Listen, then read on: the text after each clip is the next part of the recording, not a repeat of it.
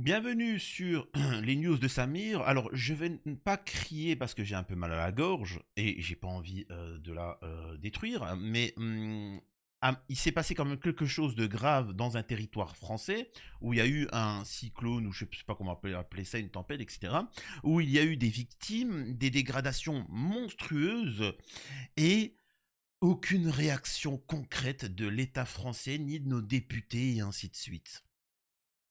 C'est honteux.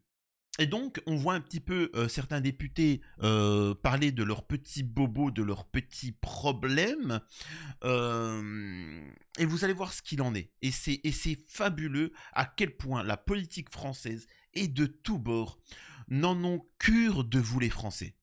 Vraiment. Donc on va parler, bien évidemment, de ce qui s'est passé à Mayotte, et des réactions de la classe politique médiatique française par rapport à ça. Avant, alors, on va voir des problèmes qu'a reçu Delogu, un député RN, et ainsi de suite. Voilà, c'est assez drôle.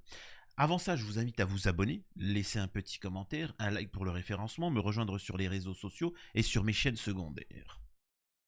Alors, pour ceux qui ne le seraient pas, parce qu'en France, je pense que la majeure partie n'est pas au courant de la catastrophe que le peuple français à l'heure actuelle est en train de vivre. Après le passage du cyclone Chido, ou Kido, hein, ça dépend comment on appelle ça, à Mayotte, les habitants prennent conscience de l'apocalypse. Selon le préfet de Mayotte, le bilan humain s'annonce très lourd. Plusieurs centaines, voire plusieurs milliers de morts, a-t-il déclaré. Et donc, je vous ai toujours dit, hein, au début, quand on vous donne un premier chiffre, quand un chiffre sérieux va être annoncé, il faut toujours le multiplier par 3.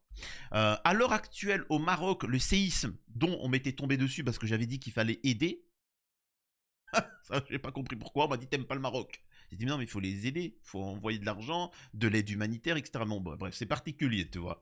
Il faut savoir qu'à l'heure actuelle, la majeure partie n'ont pas encore été relogées. Il n'y a pas encore eu des constructions, des maisons qui ont été refaites, parce que dans les maisons de campagne, vous voyez ce que je veux dire, ça prend du temps. Les égouts qui ont été détruits, il faut refaire les égouts, les maladies, ça prend beaucoup de temps les gars. Oh, c'est ça une catastrophe, c'est pas un petit truc anodin. Donc, à l'heure actuelle, plus d'un an ou je sais pas combien de temps depuis, tout n'est pas résolu. Là, à l'heure actuelle, on s'en fiche. On s'en fiche. C'est quand même phénoménal. En France, je vous assure que la classe politique n'en a strictement cure de son peuple. Bref. Des vents d'une puissance redoutable semant la mort et la désolation au lendemain du passage du cyclone tropical Chido, qui a frappé Mayotte samedi 14 décembre, les habitants de l'archipel prenaient peu à peu la mesure du désastre, dont le bilan très provisoire de 14 morts et près de 250 blessés recensés dimanche soir ne dit rien de l'ampleur. Combien de victimes ensevelies dans les amas de tôle, d'équipements électroménagers et des débris de mobilier? Combien de disparus dans les bidonvilles dévastés par les rafales à plus de 200 km/h? Le département n'avait pas connu de cyclone d'une telle violence depuis au moins 90 ans. Selon le préfet de Lille, François-Xavier Bioville, le décompte officiel qui s'appuie sur les données hospitalières n'est que parcellaire. Ce résultat n'est pas plausible quand on voit les images des bidonvilles et de la violence de cet événement, a-t-il expliqué au journal télévisé de Mayotte. Dimanche soir, je n'imagine pas que nous n'ayons pas malheureusement plus de victimes, avant d'ajouter solennellement, je pense que le bilan final est beaucoup plus lourd, sans doute plusieurs centaines, voire peut-être un millier ou quelques milliers. Il sera difficile d'avoir un décompte officiel car, précise-t-il, la tradition musulmane est d'enterrer les personnes dans les 24 heures. Dans les quartiers les plus pauvres où vivent de nombreuses familles sans papier, un décès ne s'accompagne pas forcément de démarches administratives auprès des services d'état civil à Mayotte, département le plus pauvre de Français, etc. Blablabla, etc. Donc il est en train d'expliquer que à Mayotte, beaucoup vont enterrer, c'est-à-dire que la personne elle est décédée, ils vont pas appeler. De toute façon, tout est détruit. Les routes, tu peux même pas accéder. C'est-à-dire qu'il faut bien que vous compreniez à Mayotte, on va appeler les gendarmes pour venir. Il y a plus de route. Ah, les bateaux, tous les bateaux de la gendarmerie, etc., ils ont été coulés. Donc en fait, tu fais comment? Donc forcément, je suis désolé de te dire ça, c'est vrai que quand tu as des corps autour de toi, qu'est-ce que tu en fais? Qu'est-ce que tu fais au cours de toi? Tu sais qu'ils vont rester plus d'une semaine, voire 2 semaines, le temps que les secours viennent. Regardez ce qui s'est passé en Espagne. Donc bah forcément, les familles, bah, ils enterrent leurs morts, hein, c'est normal. Donc c'est pour ça qu'il est en train de dire, il ne faut pas se focaliser sur le peu de gens qui sont venus à l'hôpital, sachant que l'hôpital elle-même a été détruit à moitié, que les routes ne sont pas accessibles. Et là, mon coup de gueule, je vais vous lire juste les titres je vais pas lire les textes parce que de toute façon je vais parler, mais c'est juste indécent ce qui est en train de se passer. Vraiment, c'est en France. On se permet de donner des leçons à l'Afrique. Une minute de silence pour le Parlement européen après celui de l'Assemblée nationale. Mais c'est pas le moment de la minute de silence. C'est pas le moment de la minute de silence. C'est pas un jour de deuil. Là, il faut envoyer l'armée française. Oh, oh. Là, je m'adresse aux patriotes. Je m'adresse aux patriotes qui souhaitaient qu'on envoyait l'armée dans les écoles primaires quand on ne respectait pas la minute de silence.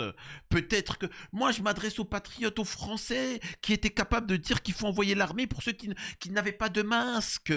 Vous vous rappelez pas de cette période? Moi, je m'en souviens. Et pourtant, vous êtes en train de me dire qu'on n'est pas foutu d'envoyer en urgence toute notre force. C'est bien beau de vouloir essayer de déstabiliser l'Algérie et de critiquer El Morgen, la pâte à tartiner El Morgen. Maintenant, est-ce qu'on peut envoyer notre armée vraiment faire le travail à Mayotte? Non. Qu'est-ce qu'il y a? Elle est trop occupée en Syrie? Sous un autre nom pour faire le taf? Bref. Les syndicats de la compagnie aérienne Air Austral en colère. Ils vont demander des comptes à la compagnie Air Austral pour les décisions prises au moment du passage du cyclone. Ce que l'on reproche, alors ça on s'en fout. Comment faire un don en toute sécurité? Alors faites attention encore une fois, il y a toujours des profiteurs qui vont essayer de vous arnaquer. C'est comme par exemple les pseudo-dons que vous faites aux familles palestiniennes alors qu'il n'y a plus rien. C'est-à-dire qu'il y a des gens qui envoient des dons à des familles palestiniennes à Tel Aviv pour Gaza, alors que Gaza n'existe plus, il n'y a plus de bâtiment. C'est-à-dire qu'il n'y a plus de bâtiment, mais il va quand même retirer à la banque. Ensuite, il va s'acheter un sneakers, tu vois, il va s'acheter un quad. Et... Les gars, arrêtez de vous faire arnaquer, s'il vous plaît. Le Conseil français du culte musulman appelle à se mobiliser, oui, comme normal. Depuis Paris, alors ça c'est la minute de silence, on s'en fout. Mayotte était déjà nettement sous-équipée sur le plan médical par rapport à la moyenne française, ce qui forcément va aggraver, parce que comprenez que même dans un an, la situation ne sera pas réglée. Les gens vont chercher de l'eau à la rivière, on est revenu 40 ans en arrière. Donc voilà, donc déjà, il faut savoir qu'ils n'ont plus d'eau potable, hein. Donc la première des choses, plutôt que de faire une minute des silences, c'est de ne pas perdre une minute et d'envoyer l'eau potable. C'est fou. Ah, on me dit que oui, attendez. Ah, pardon. On me dit, attendez, 2 secondes. Oui. Ok, d'accord. Plusieurs milliards ont été débloqués. D'accord, plusieurs milliards. L'armée, tout est mobilisé, quoi. Ah, pour l'Ukraine. Ah. Ok, pardon les Français. Désolé, c'est pas pour vous. Incroyable. Ça, on s'en fout. Ça, c'est pour aider les secours. Des pompiers toulousains en renfort. Estelle Youssoufa tacle Jean-Luc Mélenchon après ses propos sur Mayotte. Le député Lyotte de Mayotte n'a pas apprécié les propos du leader de la France Insoumise sur la gestion de la crise à Mayotte. Sur Twitter, ce dernier avait fustigé le pouvoir méprisant et incapable d'occuper et occupé par son nombril, qui n'a rien prévu ni organisé. Est-ce que Mayotte ne souffre pas assez? A réagi la députée invitée sur CNews, reprochant à LFI de s'être opposée à l'opération Wambushu et à la destruction des bidonvilles qui sont devenus des cimetières. Bon, après, il faut savoir que c'est une députée, voilà, hein, donc anti-LFI, donc c'est pour ça qu'elle parle. Mais Mélenchon, il a raison. Il faut savoir qu'en Angleterre, en Espagne, quand il y a eu le gouvernement n'a pas pris la mesure des inondations, le peuple s'est révolté contre le gouvernement. Mais en France, on est des bœufs. On accepte de se faire manipuler, dominer. Il n'y a pas de souci. Là, on a des Français qui sont en difficulté. Attendez, je vais vous montrer. c'est Myriam Palomba qui partage ce point de vue. Regardez, hein. Des milliards envoyés à l'Ukraine et des bidonvilles engloutis sous la boue pour nos compatriotes de Mayotte. Et tout le monde en France s'en bat les steaks. Regardez. Alors là, c'est l'hélicoptère, donc on va pas écouter. Regardez ce qu'il en est. Voilà. Je peux vous assurer qu'il y a au moins des centaines de victimes, voire des milliers. Voilà. Et pourtant, regardez ce qu'il en est. Alors que la situation à Mayotte est critique, le Premier ministre François Bayrou, le Premier ministre, qui est aussi maire de Pau, a décidé d'assister au conseil municipal de sa ville plutôt qu'à la réunion de crise prévue à l'Élysée, organisée après le passage du cyclone Kido. Tout simplement parce que ces gens-là pensent à leur propre intérêt et qu'en fait, ils ne pensent pas à la nation ni au peuple français. Ils pensent, parce qu'il sait très bien, alors il faut que vous compreniez pourquoi il fait ça, parce qu'il sait très bien qu'il ne sera pas Premier ministre très longtemps. Voilà, dans 2 mois c'est fini, dans 1 mois c'est fini, alors que maire de Pau, il peut rester toute sa vie. Donc en fait, il priorise ça. Il a accepté d'être Premier ministre, normalement, il doit en respecter la charge, mais ils s'en foutent. Ils pensent tous à leur propre intérêt. Tous, tu vois. Et derrière, nous avons, et là, je vais essayer d'être honnête en montrant quelque chose de l'extrême droite et de l'extrême gauche. Au même moment, nous avons la députée RN Yael Menaché a été arrêtée par la gendarmerie ivre à bord de son véhicule, dont elle était passagère, non assurée. Non assuré. Il y en a qui ont fait de la prison pour ça.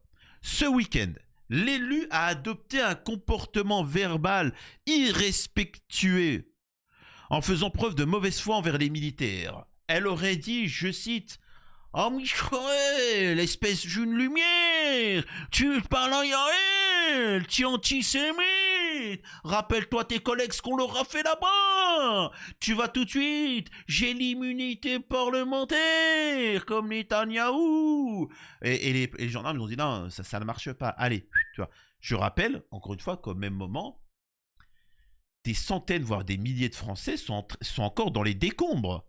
Certains sont peut-être encore en vie, enfouis sous les décombres, et qu'ils attendent du secours. C'est quand même dingue. Il y a les survivants qui n'ont plus accès à l'eau potable, qui vont avoir des maladies.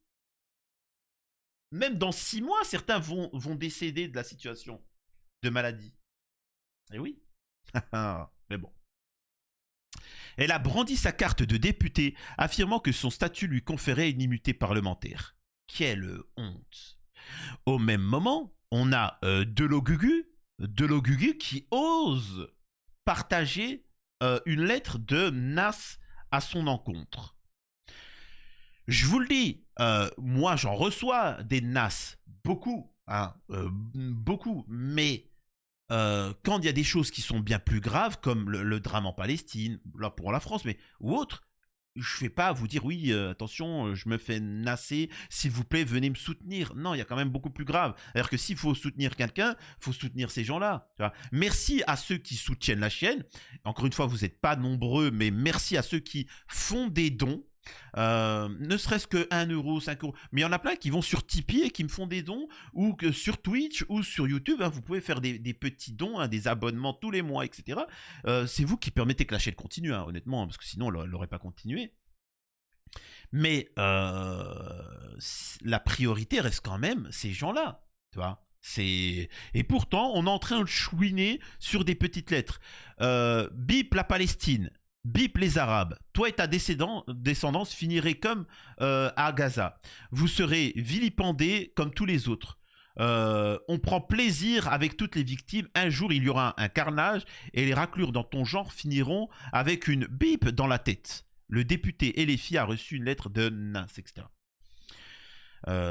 Oui, c'est gravissime. Maintenant, ce qu'il faut comprendre, et je sais que c'est choquant peut-être ce que je vais dire, mais que beaucoup, j'ai bien dit beaucoup, du moment où tu es médiatisé, hein, où tu fais de la politique ou autre, tu reçois forcément des lettres de ce type-là. Moi-même, j'ai reçu une lettre comme ça. Je vous en parle pas parce que on sait potentiellement que c'est lié à l'affaire Lina et que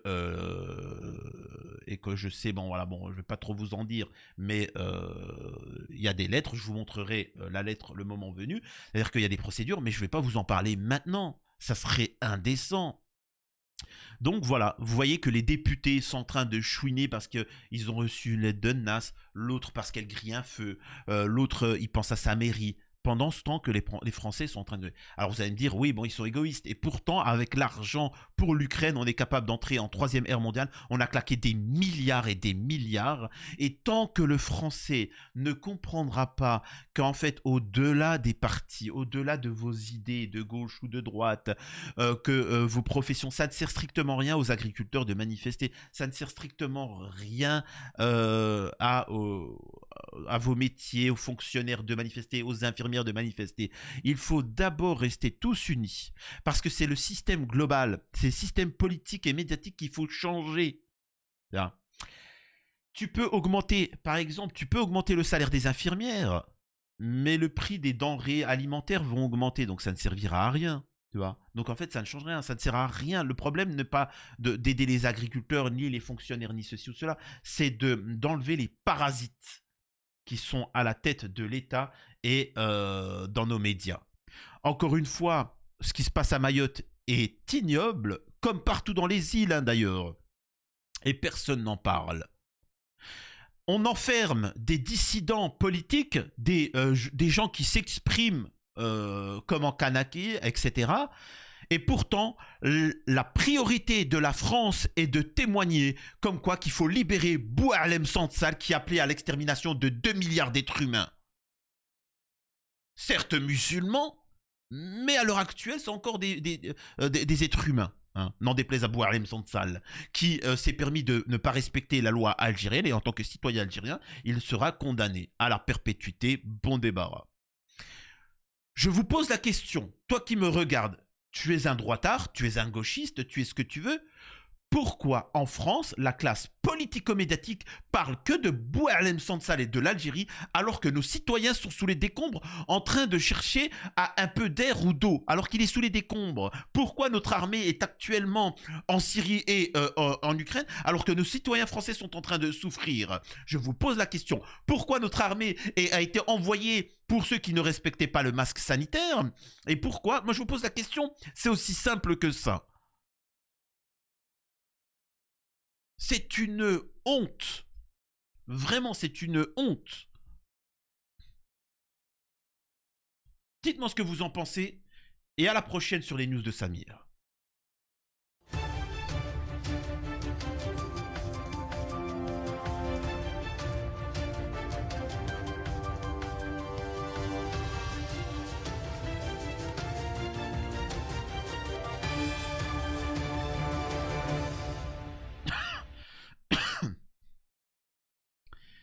J'aime pas ce genre de sujet parce que le problème, c'est que quand je parle avec émotion et que j'ai pas le recul, déjà, je me déchire la gorge.